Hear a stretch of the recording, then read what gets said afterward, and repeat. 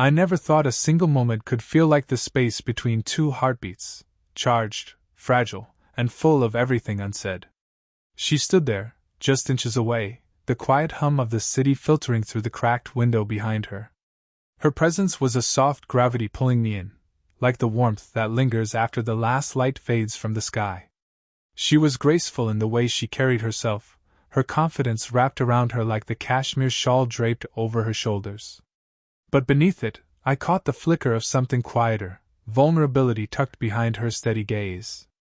Her eyes met mine, steady but searching, like she was measuring the distance between caution and desire. I couldn't look away. Her hand brushed against mine, barely a touch, but electric, and I felt the slow burn of a smile tugging at the corner of my lips. "I'm serious about slowing down," she said, voice low but firm, like she was testing a line she wasn't sure she wanted to cross. But my breath hitched, and my fingers twitched where hers had lingered a heartbeat too long. Because the truth was, I couldn't stop. Not now. Not with her standing so close, the scent of jasmine from the garden mixing with the faint trace of her perfume. It was subtle, but enough to make my pulse spike, uneven, like the quiet drum of something reckless stirring beneath my ribs. "I don't think your heartbeat agrees," I whispered, half smiling, as if that might break the tension or maybe just deepen it. She shifted, the soft scrape of her shoe against the wooden floor echoing in the stillness.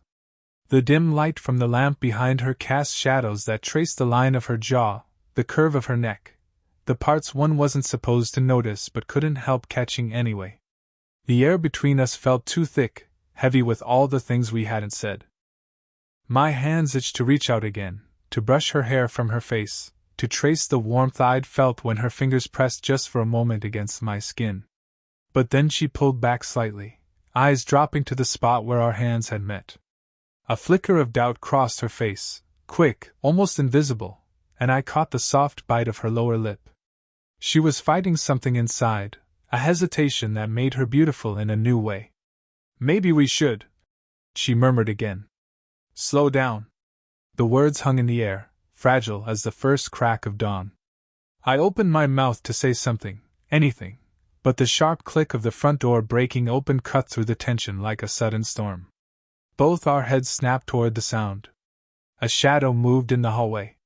And just like that, the moment shattered. Her hand slipped away from mine, cool and distant now, like a candle's flame snuffed out too soon. But the memory of it, the heat, the hope, the silent promise, lingered in the quiet room long after the sound of footsteps faded. I stood there, breath caught somewhere between wanting to chase and knowing I might already be too late. "How's that for the intro? Would you like me to tweak the mood or add any specific details before we move on?" The door clicked shut, and the sound seemed to seal us off from the rest of the world, yet nothing felt simpler. I glanced at her, noticing the way her fingers curled just a little tighter around the rim of her coffee cup, as if holding herself together. She always did that when something was tangled inside her, when the confident mask slipped for just a moment. I'd seen it before, those quiet fractures beneath her poised surface. She had told me once, between stolen conversations and hesitant smiles, about the years spent waiting. Not for me, not exactly, but for something she wasn't sure she deserved. Long nights spent wondering if the loneliness was a punishment, or just fate. A string of relationships that ended not with fireworks but with whispered apologies and closed doors. And me? I was just 25, still raw from a heartbreak I never talked about. I told myself it was about timing, about growing up too fast.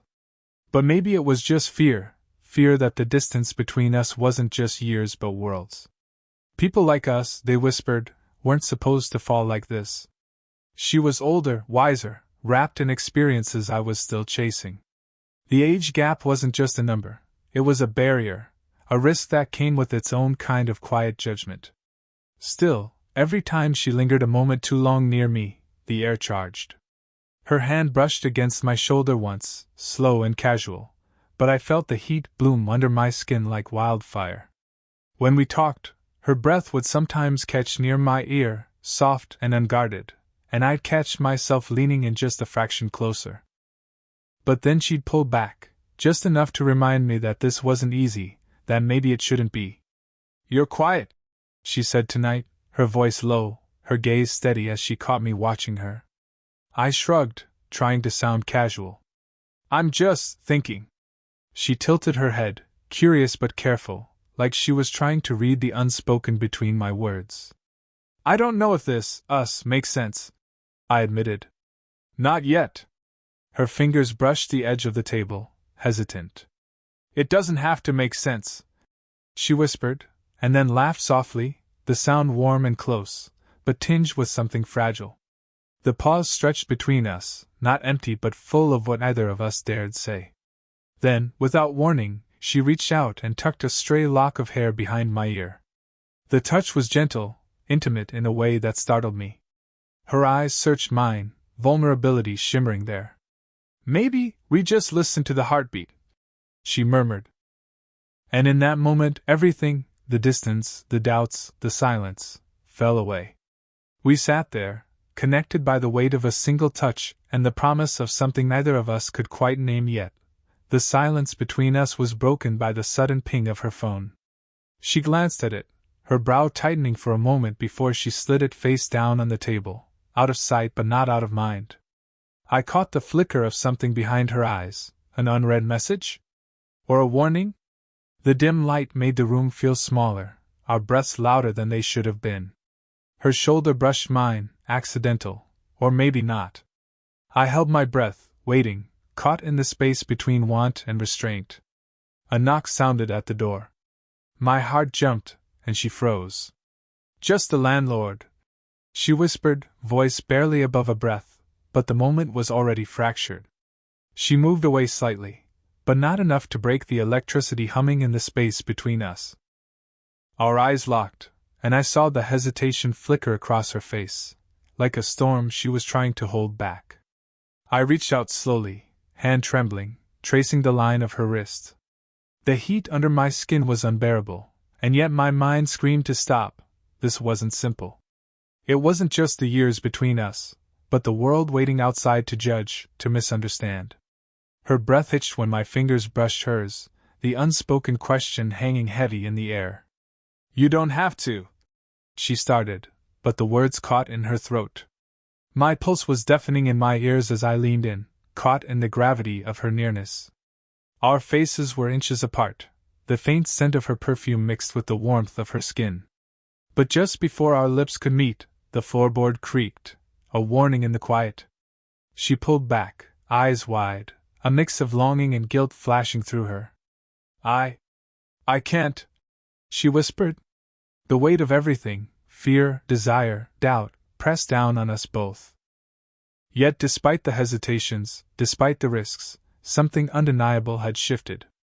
I reached for her again, this time pulling her close enough to feel the steady beat of her heart beneath my palm. Her eyes searched mine, and in that charged silence, the world outside faded away. We were closer than ever, even as we tried to resist. The room felt smaller, tighter, as if the walls themselves were closing in on us. Every breath between us was electric, every glance a silent dare. She leaned against me then, almost imperceptibly at first, her body seeking the steady warmth I offered but afraid to fully surrender. My hand found her hair, fingers threading through soft strands, brushing them behind her ear with the gentlest touch. The scent of lavender and something more, something wild, filled the space between us. "I can't pretend anymore," I whispered, my voice low and rough with everything I'd kept inside. "This, us, it's not just some fleeting thing. It's everything." Her eyes searched mine, wide and shimmering, the flicker of fear mingled with something like hope. But then, shadows crossed her face, doubt, hesitation, the weight of what was waiting outside this room. "You're so young," she breathed, a tremor in her voice. "I don't want to be the mistake you regret." A bitter laugh escaped me, disbelief and frustration tangled in it. "Mistake? I don't regret anything that makes me feel this alive." She shivered either from the closeness or the fear, and I could feel her heart pounding, matching mine in frantic rhythm. "Do you even know what this means?" she asked, voice breaking. "The judgment. The whispers. The questions I can't answer.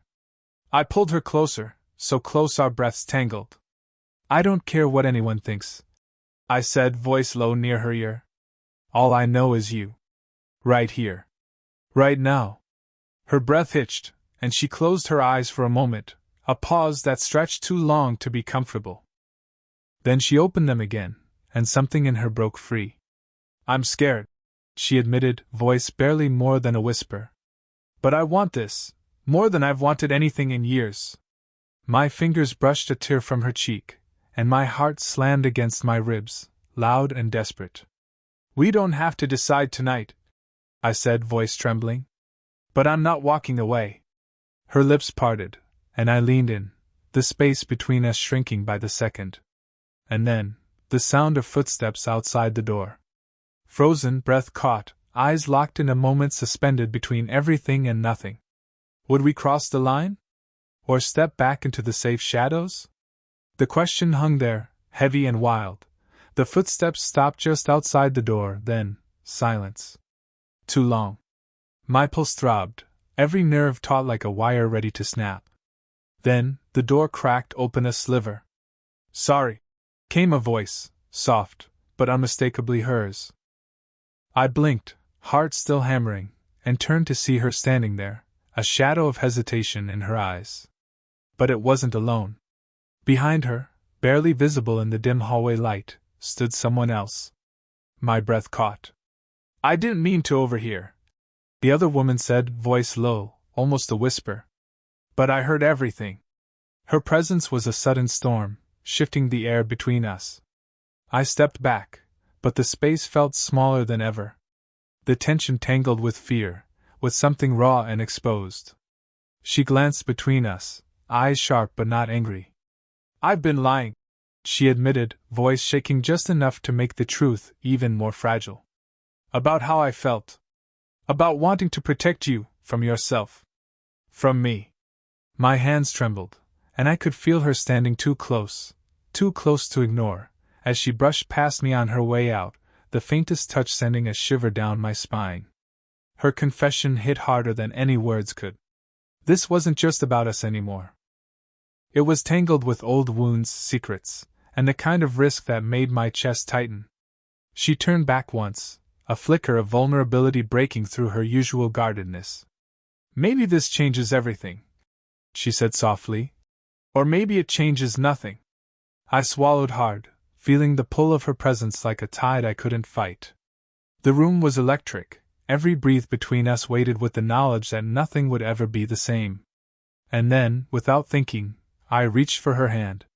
Her fingers met mine, tentative but steady. We can't go back, I said quietly. Not now. Her eyes locked on mine, wide with fear, with hope. And in that charged silence, I knew we were standing at the edge of something we couldn't ignore any longer. The room was thick with silence, heavy enough to press against our skin. We stood so close I could feel the heat radiating from her, breath mingling with mine in the space between us, too small to ignore, too charged to deny. Her eyes searched mine, vulnerable and fierce all at once. My hands hovered near her face, trembling, unsure if I was about to pull her closer or finally step back into the shadows. Are you ready? I whispered, voice rough with everything I'd been holding back. She swallowed hard, and for a moment, I thought she might say no. But then her fingers curled into my shirt, anchoring herself to me as if afraid to fall or afraid to let go. I don't want to be afraid anymore, she said, voice barely more than a breath. The world outside stopped existing. Every doubt, every whispered warning faded under the weight of that simple truth. I reached up, brushing her hair from her face, the touch lingering longer than it should, tracing the curve of her cheek like memorizing a secret. Her eyes fluttered closed, and my heart slammed against my ribs. We were raw, messy, two imperfect people standing at the edge of everything. And in that moment, nothing else mattered but the trembling pulse of connection binding us together. I'm here, I said, voice low, steady. With you. All of it. She opened her eyes, a slow smile breaking through the tension, a fragile promise, a kind of forgiveness. No grand declarations. No perfect endings. Just two hearts, finally beating in the same rhythm. And for the first time, we understood each other completely. The quiet after everything felt like a soft exhale, the kind that comes when you finally put down a heavy weight you've carried too long. We sat close on the worn couch, her hand finding mine without hesitation, fingers weaving together like they belonged that way all along. The age between us didn't matter here. Not really. What mattered was the space we'd carved out, fragile and real, where fear and doubt could finally soften. She rested her head on my shoulder, breath warm and steady against my skin.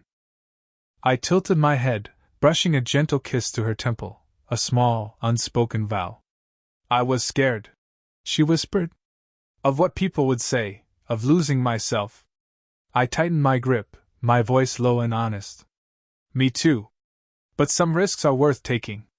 Her eyes met mine, clear and calm, like the storm had passed and left something new behind. We didn't need words after that. Just the quiet pulse of two hearts beating out a new rhythm together. And in that silence I knew this was just the beginning, of us, of everything. Did you enjoy the story? What kind of stories would you like to hear next? Drop your thoughts below, I'd love to know.